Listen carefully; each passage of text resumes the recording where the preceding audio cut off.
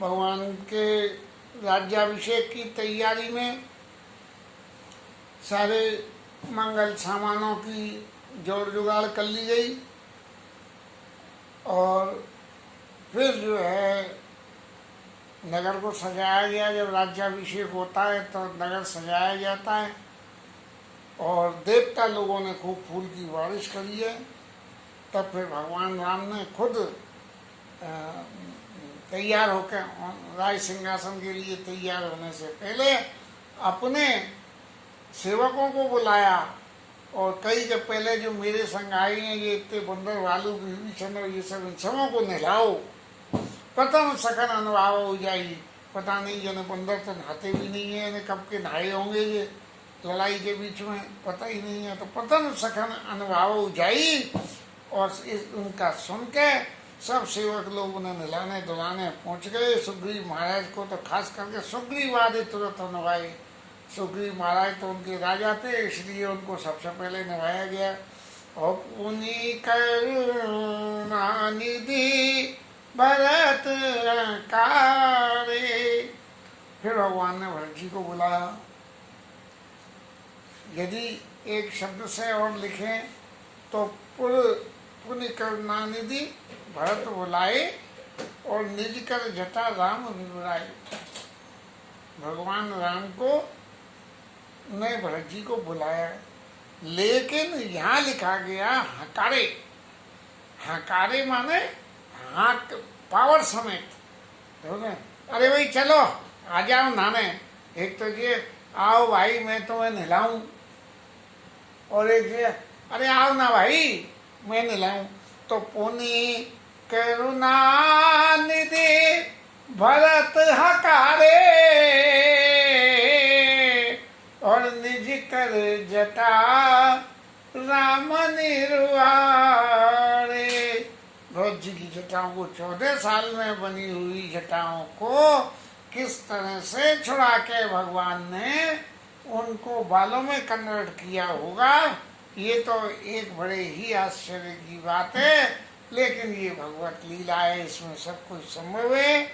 और अनवाए प्रभु तीनों भाई, फिर लक्ष्मण जी को और शत्रुघ्न जी को सबको निला दिया इन्होंने।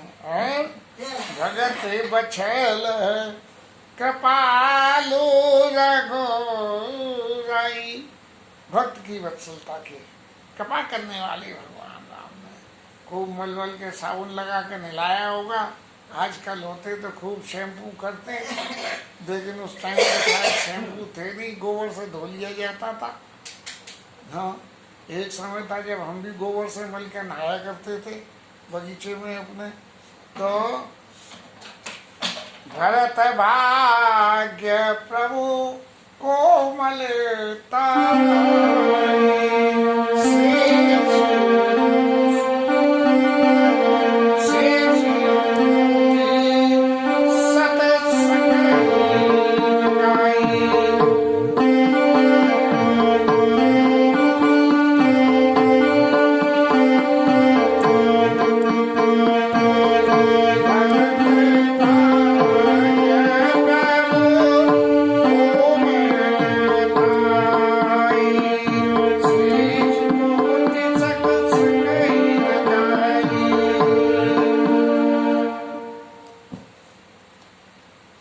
शेष जी भी जो है भरत जी के भाग्य कि भगवान राम उनकी जटाओं को छुड़ा रहे हैं। और भगवान की कोमलता, ये 14 साल में तो जटा जो है रस्सी की सी हो गई होंगी कि पकड़ के खींचे तो भी नहीं टूटे, इतनी हो गई। लेकिन भगवान अपने उस कोमल शरीर से उनकी जटाओं को छुड़ा रहे हैं। ऐसा भाग्य भरत जी महाराज का है।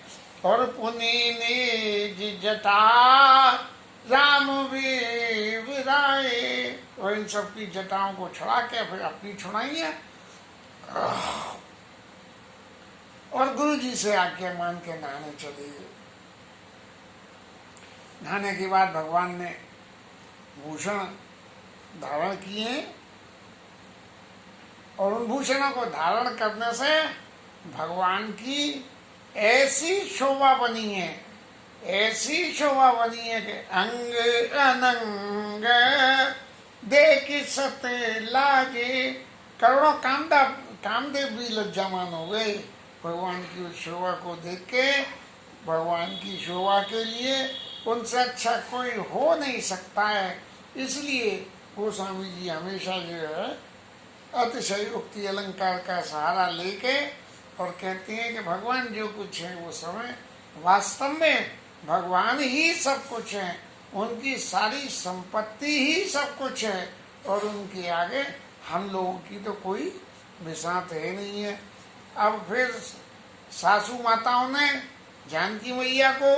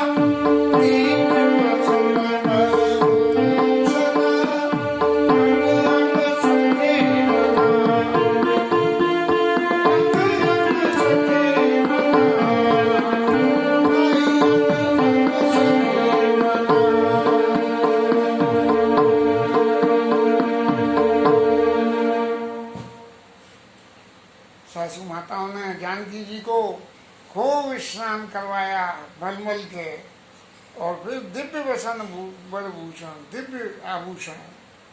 दिव्य आभूषण वैसे ही आभूषण होंगे जो अनसुईया मैया ने पहनाए होंगे, वैसे ही आभूषण होंगे कि जीवन के चरित्र को कैसा होना चाहिए, एक पत्नी के, स्त्री के चरित्र को, एक महारानी के चरित्र को कैसा होना चाहिए, ऐसी शिक्षा निश्चित रूप से माताओं ने दी होगी।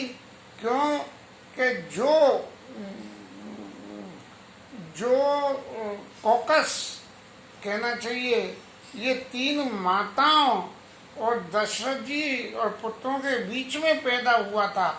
ये कॉकस, ये चार बहुओं इनके बीच में पैदा न हो, इसलिए दिव्य वसन वरभूषण, दिव्य आभूषणों को उनको धारण करवाया। सोने की तो जो होंगे सो होंगे, लेकिन वो दिव्य आभूषण क्या सीता जी आप अब महारानी पद पर शोभित हो रही हो, तो महारानी पद पर शोभित होकर इन दिव्य गुणों को अपने अंदर रखना।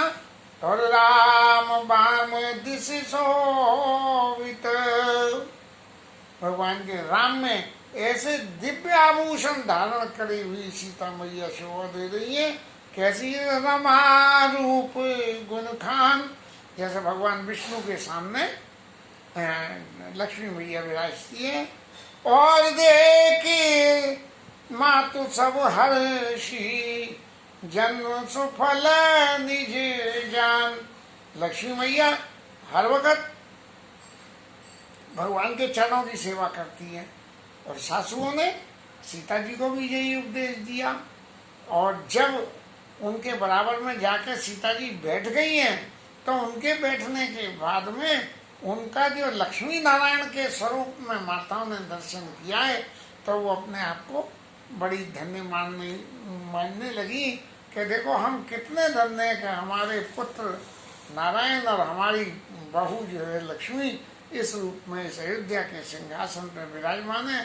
क्योंकि अब तक अयोध्या के सिंहासन पे जितने भी शासक राजा विराजमान हुए थे, वो ठीक है कि उनके क्रियाकलाप बहुत अच्छे थे। आज वो जो है क्या तो याद ही नहीं आ रखा, छोड़, तो वो जो है, लेकिन भगवान प्रत्यक्ष रूप से आके और इस अयोध्या के सिंहासन पर बैठी हैं, इसको देख माँ तो सब हर्षी, जन्म सफल नहीं जान, अपने जन्म को सफल मान माताएं सब हर्षित होने लगी। यदि विचार करके देखें एक महाराज जो है वो प्रधानमंत्री बन गए और चेले चाटी उनके मंत्री बन गए। और प्रधानमंत्री जो कुछ करें तो मंत्री संतरी तो उनके गुणगान करने लग जाए, चाहे वो गलत करें तो सही करें तो। लेकिन इस केस में ऐसा नहीं हुआ, क्योंकि लक्ष्मी नारायण स्वरूप में सीता जी और राम जी विराजमान है। इसलिए माता देखे माता सब हर्षी और जन्म सफल नहीं जान, अपने जन्म को सफल मान के अब जो है कागभूषण जी महाराज थोड़ी सी अपने मन की बात भी कहने लगे कि महाराज देखो, ये तो गोस्वामी जी लिख रहे थे, अब हे गरुड़ जी, अब आप जो है जो मैंने और देखा इसके आगे का वो भी तो जरा सा सुन लो। सुन खगे सत्य अब सद और ब्रह्मा शिव मुनि वृंदा चढ़े विमान आए सकल प्रभु देखन सुख कंद। माता तो अपने उनको दर्शन करके अपने आप को बड़ी बड़भागी मान रही थी। निश्चित रूप से वो आसन पर बैठ गई अपने, और उसके बाद में देवता लोग अपने विमानों में बैठ के आ गए और आके भगवान राम के दर्शन करने लगे। ये परिस्थिति के आसमान में विमान देवता फूल बरसा रहे हैं, सिंहासन पे भगवान राम, गुरु जी खड़े हुए हैं, माताएं हाथ में थाल लिए हुए हैं, पूर्वासी सब मंगल कामना कर रहे हैं। इस परिस्थिति के जो दर्शन थे, इन दर्शन को करते हुए कागभूषण जी महाराज को बड़ा हर्ष हुआ। तो गोस्वामी जी महाराज ने तो, क्योंकि दर्शन गोस्वामी जी ने तो भावराज में ही दर्शन करे थे, लेकिन ये कागभूषण जी महाराज ने तो भगवान के प्रत्यक्ष में ही दर्शन करे थे। तो कागभूषण जी महाराज को आगे कर दिया कि कागभूषण जी महाराज, अब इससे आगे की थोड़ी सी आप भी तो अपनी सुना दो। प्रभु बिलो की मोनी मन अनुरागा,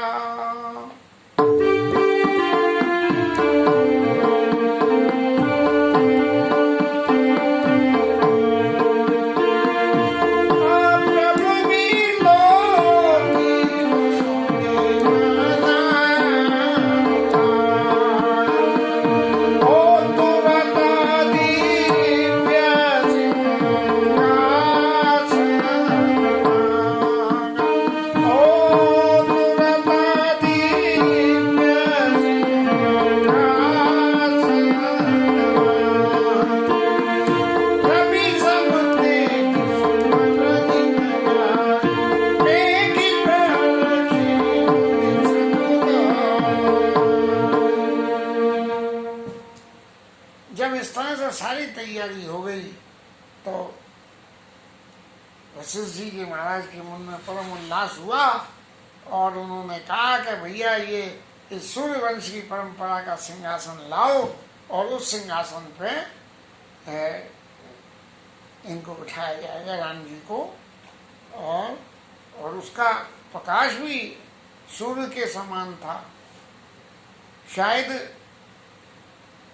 भरत जी ने लाके पादुका बिठाई होंगी, लेकिन पादुका कहाँ बिठाई थी? ऐसा हो सकता है जैसे घर में पहनने के कपड़े अलग होते हो, तो जिस वक़्त सिंहासन पे राज्याभिषेक होता होगा उस वक़्त तो वो दिव्य सिंहासन पे होता होगा, और फिर जो राज्य का सिंहासन है उस पर बैठ के राजा लोग राज्य करते होंगे। इसलिए गुरु जी महाराज ने तुरंत दिव्य सिंहासन मांगा और रवि सम तेज सो बदन जाई, प्रिय के प्रहर्षि मुनि समुदायी, सूर्य के समान चमचम चमक रहा था। और उसे देख के सब लोग बहुत खुशी हो गए। और जनक सुता समेत रघुराई, रवि सम तेज सो बदनी नंदा जाई, और बैठे राम द्विजन सिरनाई। भगवान राम उस सिंहासन पर विराजमान हुए और ब्राह्मणों को जो है सिर नवा के विराजमान हुए हैं। जनक सुता समेत रघुराई, प्रेम की प्रहर से मुनि समुदाय। और मुनि लोग जो है देख के बहुत खुश हुए। और फिर क्या हुआ, ब्राह्मण समाज जो था उस सबने वेद मंत्र तब द्विजन चारे, नवसुर मुनि जया जयति पुकारे। ब्राह्मण लोगों का काम तो मंत्रों का पाठ करना है, तो उन्होंने मंत्र को चरण नवो संस्थाय समस्त मूर्ते, सहस्त्र पाद श्रवणुभावे, सहस्त्र नामने पुरुषाय साक्षते, सहस्त्र कोटि युग धारणे नमः। नमो ब्रह्मण्य देवाय गौ ब्राह्मण हिताय जगत पिताय कृष्णाय गोविंदाय नमो नमः। ऐसे मंत्रों को उच्चारण करा होगा। हमसे तो एक आध मंत्र आता है, कुछ प्रारब्धवशी सीख गए हैं, तो जो मांगलिक अवसर आते हैं तो एक आध ऐसे मंत्र जो है बोल देते हैं, स्वस्ति वाचन बोल देते हैं। स्वस्ति न इंद्रो बृहस्पतिः, स्वस्ति न पूषा विश्ववेदाः, स्वस्ति नस्तारिक्षो अरिष्टनेमि, स्वस्ति नो बृहस्पति दधातु। ऐसे स्वस्ति वाचन ब्राह्मण कर रहे हैं। और फिर इसी बीच में सबसे पहला तिलक वशिष्ठ मुनि ने भगवान राम के करा। और प्रथम तिलक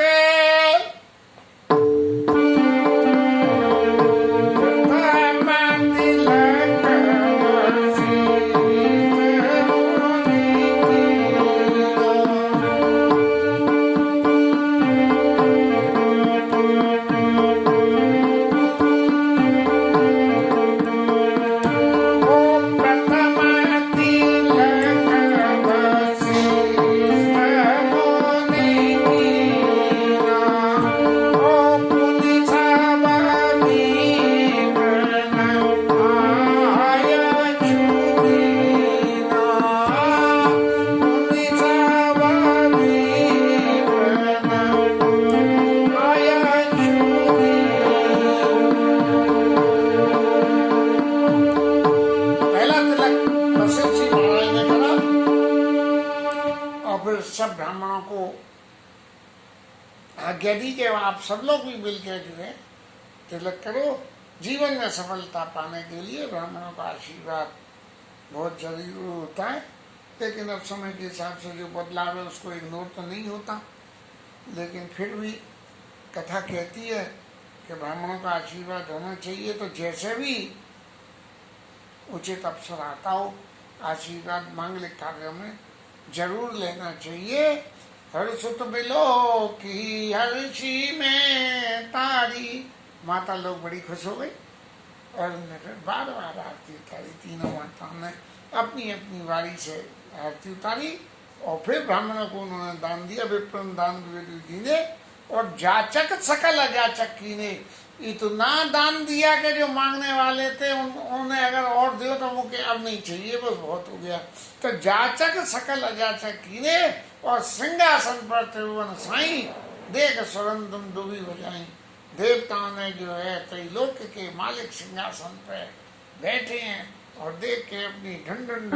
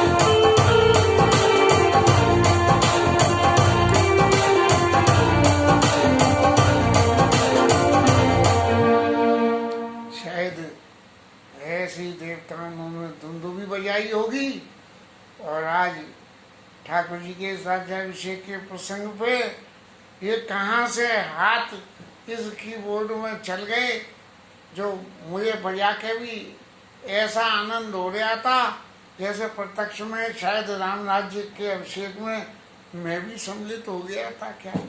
अब इसके बाद में जो है नव दुमदुभी बाजई विपुल गंधर्व किन्नर गावही नाचही अपचरा बंद परमा नंद सुब्रमणि पावही। देवताओं के पास तो एक ही काम है कि बाजे बजाओ और अप्सराओं को नचाओ, सो वो नचा रही है। और भरताज अनुज विभीषण नांगद, भरत जी, लक्ष्मण जी और विभीषण और अंगद हनुमदादि समेत थे, और हनुमान जी के समेत गही छत्र चामर व्यजर धनु असित चर्म सक्त विराजते। एक चमर झुला रहे हैं, भरत जी चमर झुला रहे हैं, और लक्ष्मण जी नहीं, भरत जी छत्र लिए, लक्ष्मण जी चमर झुला रहे हैं, और वो विभीषण और अंगद जो है उन्होंने पंखा कर रहे हैं, और हनुमान जी धनु असित चर्म शक्ति विराजते। ये हनुमान जी और ये भगवान की शक्तियों के साथ में वहाँ विराजमान है। गए छत्र चामर विजन धनु असित चर्म शक्ति विराजते। श्री सहित दिनकर वंश भूषण काम बहु छवि छोवई नव अम्ब दरवर गात अम्बर पीत सुरमुनि मोहई। बिल्कुल नए नीले आकाश पर पीले रंग का पटका ऊपर ऐसा डला हुआ, और भगवान इतने शोभायमान हो रहे हैं कि बिल्कुल नए जैसे हल्के नीले से बादल पे और पीला पटका, पीला रंग फैल जाए, ऐसे भगवान के नीले शरीर पे जो है पीला पटका डला हुआ शोभायमान हो। मुकुटांग दादे विचित्र भूषण अंग अंगनि प्रति सजे। खूब सारे आभूषण भगवान को पहनाए गए, मुकुट लगाया।